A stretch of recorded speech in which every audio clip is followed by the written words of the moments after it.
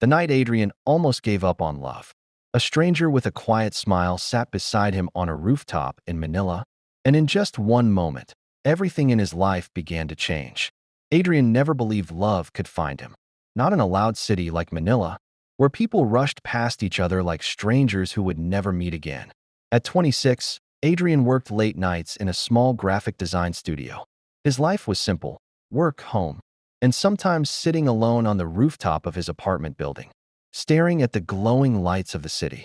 But that night felt heavier than usual. The humid Philippine air wrapped around him as he leaned on the railing, watching cars move like tiny fireflies below. He sighed softly. "Love is probably not meant for me," he whispered to himself. "Maybe you just haven't met the right person yet." Adrian froze. He turned and saw a tall young man standing behind him, holding 2 cups of coffee. The stranger smiled gently. "My name is Miguel," he said, offering one of the cups. Adrian hesitated before taking it. "I'm Adrian." That was the first night they spoke, and neither of them knew it would change everything. Miguel had just moved into the building that week. He worked as a photographer, capturing street life across Manila, the laughter of children playing basketball in alleyways, jeepneys painted in bright colors, vendors selling sweet mangoes under the hot sun. He had a way of seeing beauty in ordinary things. And strangely, he saw something special in Adrian too. Every evening after work, Adrian would find Miguel already on the rooftop, camera beside him and 2 coffees waiting.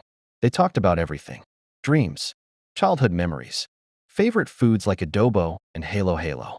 Miguel would tease Adrian for working too much. "You need to enjoy life." Miguel laughed one evening. "You're still young." Adrian smiled shyly.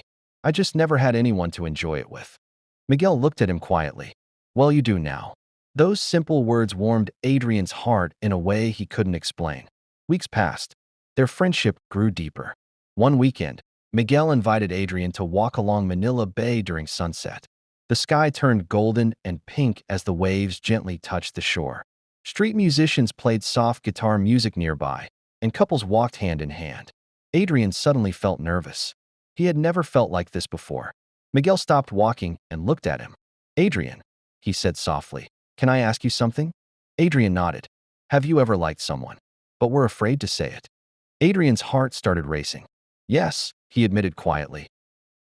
Miguel smiled. "Me too." For a moment, neither of them spoke. The sunset reflected in Miguel's eyes as he stepped a little closer. "Adrian," he said, his voice gentle but serious, "I think I've liked you since the first night we met on that rooftop." Adrian felt his chest tighten. All the loneliness he had carried for years suddenly felt lighter.